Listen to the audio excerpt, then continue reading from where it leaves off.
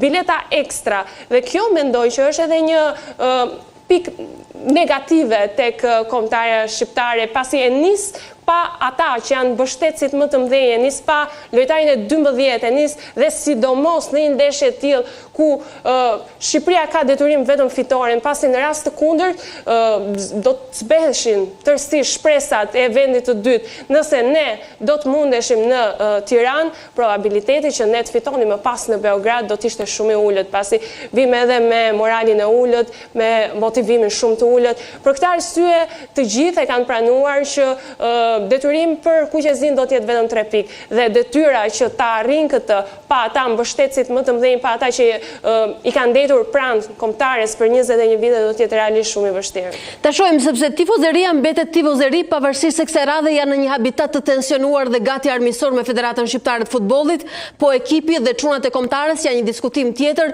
Ti e di që tifozeria Kuqezi është organizuar, madje e mirë organizuar edhe kësaj radhe që do të qëndrojë jashtë stadiumit dhe kanë premtuar që do të jenë aty për kombin. Kjo është fjalia që kam dëgjuar dhe lexuar prej tyre.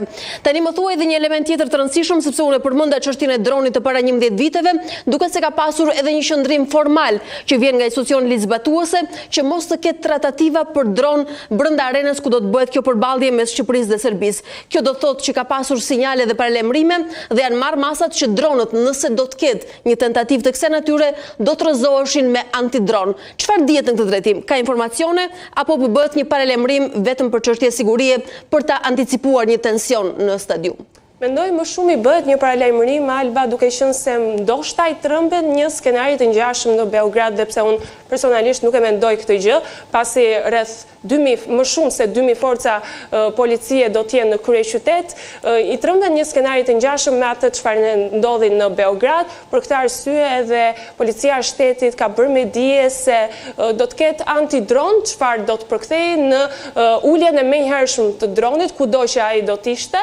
Megjithatë nuk besoj se do të ketë incidente të tilla, nuk besoj, pasi edhe vetë tifozët Kuqezi në njoftimin e tyre zyrtar thoshin që le ta kthejmë këtë ditë në një festë shumë të madhe. Kështu që është një atmosferë pozitive, duke qenë se edhe tifozët serb nuk do të jenë në kryeqytet, dhe mendoj që e gjitha është më shumë një ndeshje që sigurisht i shton emocionet, duke qenë se përballë është Serbia, por mbetet një fest, të themi, një atmosferë ngrohtë, bëhen të gjithë bashkë, ndjenja e patriotizmit është më e madhe se kurrë, kështu që nuk mendoj që do të ketë skenare të tilla. Është thjesht një paralajmërim nga forcat e policisë për të evituar tensionet apo një incidenti të mundshëm.